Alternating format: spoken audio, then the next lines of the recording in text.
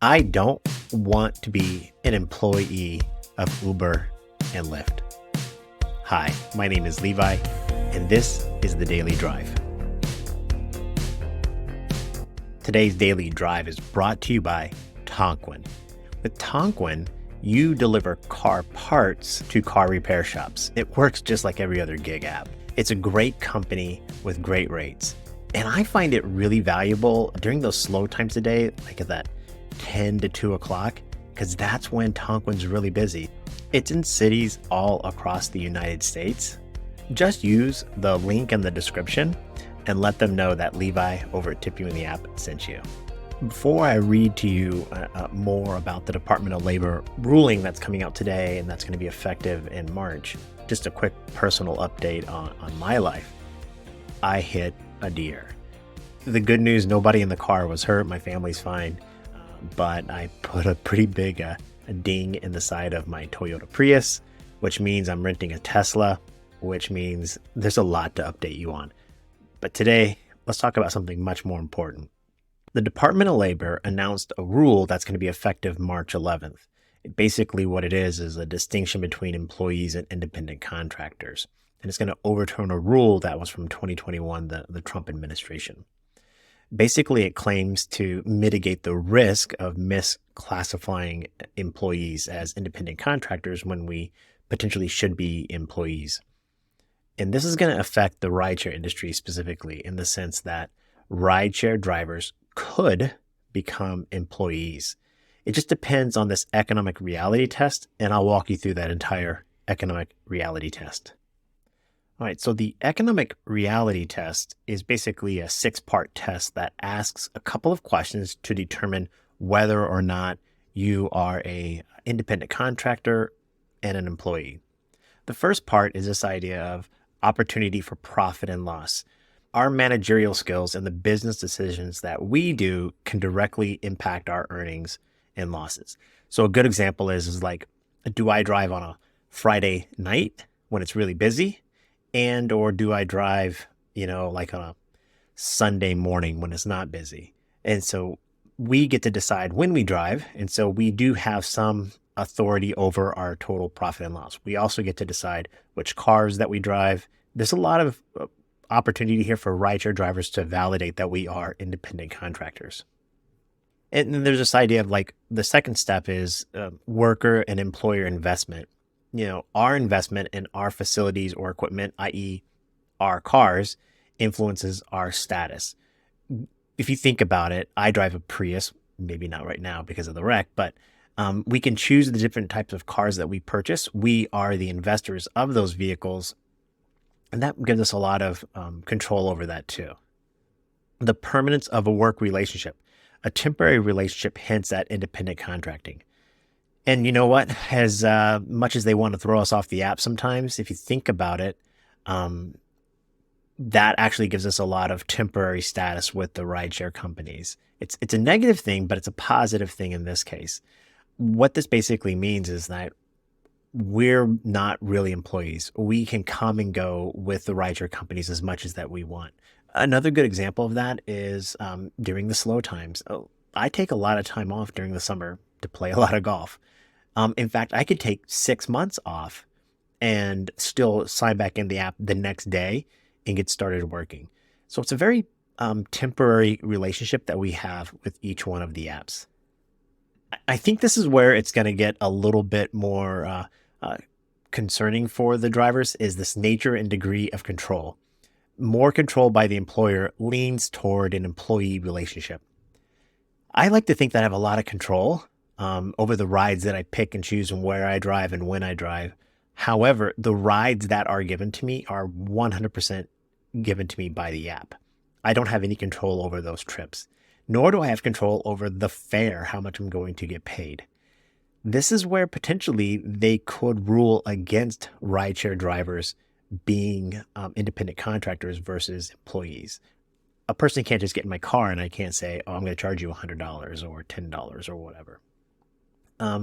However, that being said, is I have control over which apps that I use on a regular basis. And if I went further, got a commercial license and or commercial insurance policy, I do have a lot more control over my business. So I still feel like this makes us independent contractors versus employees. However, if you think about all the complaints drivers are having, is this is one of those ones where we feel like we don't have control, and that could negatively affect us here. Ruling number 5, or economic test question number 5, is, are we an integral part of the employer's business? If our work is critical to the business, we're more likely employees. There's no way Uber or Lyft or any of the other companies could operate without drivers, right? Are we integral? Yes, we are. They need us 100%. They cannot function without drivers. Maybe in the future, they'll have driverless vehicles, but today they are 100% requiring drivers to be out there on the road. And that's going to be a problem when it comes to independent contractors potentially becoming employees. And the 6th one is skill and initiative. Using our skills for an independent business leans toward contractor status. And I think this is where we all kind of have a little bit of sense of pride, right? We know our markets, we know where to park, we know what times to go out, we know how to hustle to get tips. So yeah, I think that right here, this again leans toward us being independent contractors as opposed to being employees. So a quick summary of them: opportunity for profit and loss, our investments, the temporary/permanence of our relationship with the companies, the nature and degree of control, the integral part of the employer's business, and skill and initiative. I think a couple of those might lean toward employer, but of the 6, 4 out of the 6 are probably independent contractor. And so it just depends on the way the Department of Labor is going to rule on these rideshare companies. Right now, there's no status of how this is all going to play out. We haven't even heard from Uber or Lyft on their opinions about this, but let me give you mine. I'm excited to have a new sponsor of the program. It's VOOM Rideshare Insurance. You see, with VOOM, it's rideshare insurance for rideshare drivers. The thing is, with a traditional insurance policy, you're paying for insurance the entire time you're driving the vehicle. However, much of the time you're actually covered by Uber or Lyft. With VOOM, you only pay for non-commercial miles, and it could be up to 60% lower than traditional policies. All you have to do is go to the website, connect your accounts, and then you can get a quote. Click on the link in the description and let them know that Levi from Tip You in the App sent you. Like I said, I don't want to be an employee of Uber and Lyft. I understand and agree with much of the frustrations that we have as drivers about the rideshare apps.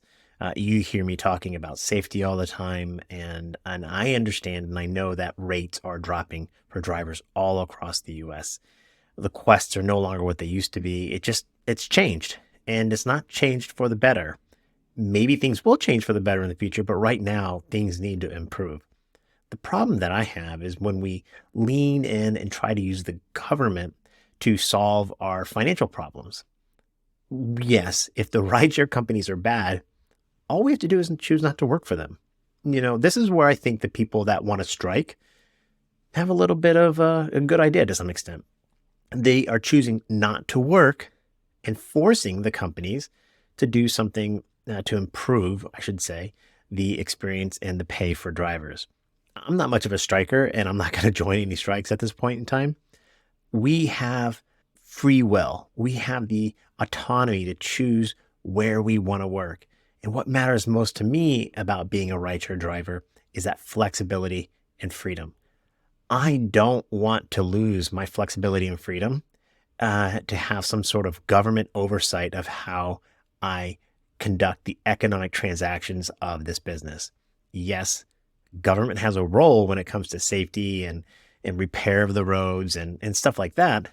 But the ability for me to basically work with Uber and a passenger and get paid is a private transaction.